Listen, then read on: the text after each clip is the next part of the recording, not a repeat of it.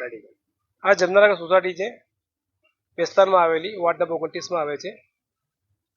અને સમસ્યા એવી છે, લગભગ 10 થી 15 દિવસથી પાણી ગટરનું પાણી ઉભરાતી હોય છે. મેં લિખિતમાં અરજી આપી છે ઉધના ઝોનમાં, ઓનલાઈન અરજી આપી છે. કોઈ પણ અધિકારી અહીંયા સાંભળવા તૈયાર નથી અને કોઈ અહીંયા જોવા આવતો. પ્રજાનું બહુ ગંભીર હાલતમાં તમે જોઈ શકો, બાળક નીચે નહીં આવી શકે મેદાનમાં રમવા માટે. એવું લાગે જેલમાં બંધ છે, એવું લાગે છે મને તો. બહુ ખરાબ હાલત છે અહીંયાની. કેટલા દિવસથી પરેશાની થાય છે? લગભગ અહીંયા તો લગભગ 4 વર્ષથી આવીને એવી હાલત છે.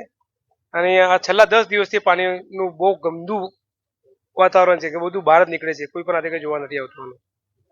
અધિકારીને મળવા ગયેલા તો ત્યારે શું કીધું? અધિકારીને મળવા ગયા તો અધિકારી અમને એમ કીધું કે અમારા અધિકારીને તમને નંબર આપું છું, તમે એને કોન્ટેક્ટ કરજો. એમના અધિકારી કોઈ પણ અધિકારી ફોન નથી ઉપાડતા, કોઈ જવાબ નથી આપતા. જેનાથી રોગચાળો ફેલાય તો કેટલી મોટી ગંભીર છે? અરે બહુ ગંભીર રોગ ભલે એવી છે ને, આમાં ડેન્ગ્યુ અન્ય કઈ પણ જાતની બીમારી બની શકે છે. અને હમણાં તો પેલું HIV કોઈ વાયરસ પણ ચાલે છે. અને આ વાયરસમાં આ બાળક કે માસી આ બહેનો કઈ કોઈને થઈ જાય તો જવાબદાર વ્યક્તિ કોણ?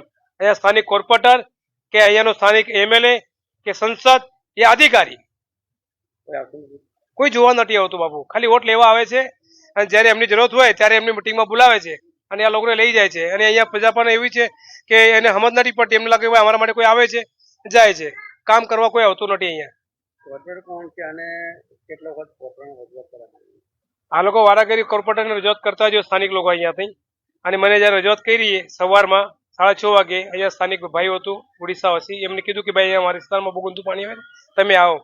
મેં આવ્યું. ખરેખર મારથી ઊભો નહીં રહેવા આટલું ગંદુ પાણી હતું. તો મેં તમારા મીડિયાને બોલાવીને આ ચર્ચા કરી છે. અને સ્થાનિક કોર્પોરેટરને આ લોકો લગભગ 10 થી 15 વર્ષ ફરિયાદ કરી હશે કોર્પોરેટરને. વૈશાલીબેન છે, સુધા પાંડે અને બંસુ યાદવ. મને તો લાગતું નથી આ લોકો કોઈ દિવસ આ વિસ્તારમાં ફરવા પણ નથી આવ્યો હશે. અમને પ્રજાને પૂછી લો, કોઈ પણ આ 4 વર્ષમાં કોઈ પણ કોર્પોરેટર એમની બહારને કે એમની સમસ્યા સાંભળવા માટે આવ્યો નથી કોઈ.